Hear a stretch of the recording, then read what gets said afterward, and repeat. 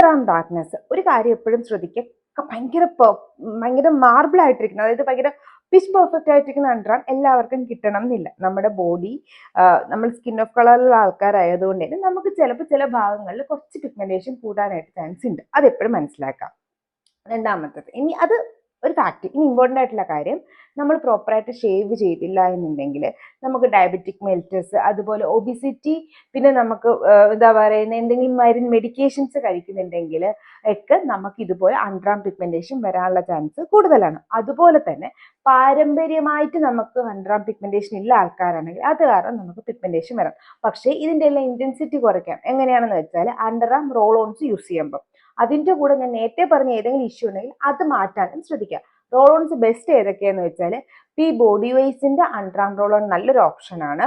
അതുപോലെ തന്നെ നമ്മുടെ കെമിസ്ട്രിക് പ്ലേയുടെ അണ്ടർ ആം റോൾ ഓണും നല്ലൊരു ഓപ്ഷനാണ്. പിന്നെ അതുപോലെ തന്നെ വീക്ക്ലി വൺസ് നിങ്ങൾക്ക് ഏതെങ്കിലും ഒരു ഗ്ലൈക്കോളിക് ആസിഡിന്റെ ടോണർ അപ്ലൈ ചെയ്യാവുന്നതാണ്. അതിനുശേഷം പിന്നെ എപ്പോഴും ശ്രദ്ധിക്കുക, ഇത് വീക്ക്ലി വൺസ് മാത്രമേ യൂസ് ചെയ്യാൻ പാടുള്ളൂ. അതുപോലെ തന്നെ വീക്ക്ലി 2 പ്രാവശ്യം കോജിക് ആസിഡ് സിറമോ ആൽഫ ആർബിറ്റിൻ സിറമോ ഈ ഒരു അണ്ടർ ആം ഏരിയയിൽ യൂസ് ചെയ്യും. ആ സമയത്ത് റോൾ ഓൺസ് സ്കിപ്പ് ചെയ്യാനും മറക്കരുത്. എന്തെങ്കിലും ഡോട്ട് ഉണ്ടെങ്കിൽ കമന്റ് ബോക്സിൽ ചോദിക്കുക. ഇതുപോലത്തെ skin care and hair care വീഡിയോക്ക് ഫോളോ ചെയ്യാനും മറക്കണ്ട.